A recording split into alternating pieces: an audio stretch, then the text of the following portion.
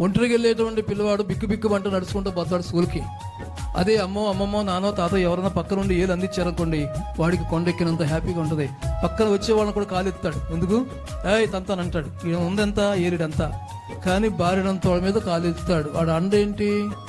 పక్కన వాళ్ళు ఉన్నారో, మా నాన్న మా తాత ఉన్నా నాకేం పర్వాలేదని. దేవుడు నీతో ఉంటే అంతకంటే గొప్ప బలం కలుగుతుంది. అంటే నేను మీతో ఉన్నాను. నీ ఒంటరి వాడు దానివి కాదు, ఒంటరి వాడువు కాదు. నీ దేవుడు నీతో ఉన్నాడు. ఆయన నీకు పలకరించి చెప్పే మాట, యుగా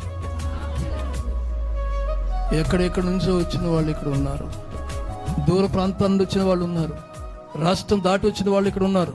జిల్లాలు దాటి వచ్చిన వాళ్ళు ఇక్కడ ఉన్నారు. నీ బంధుమిత్రులు నీ ఊళ్ళో ఉన్నారు. నీ బంధుమిత్రులు నీ దేశంలో ఉన్నారు.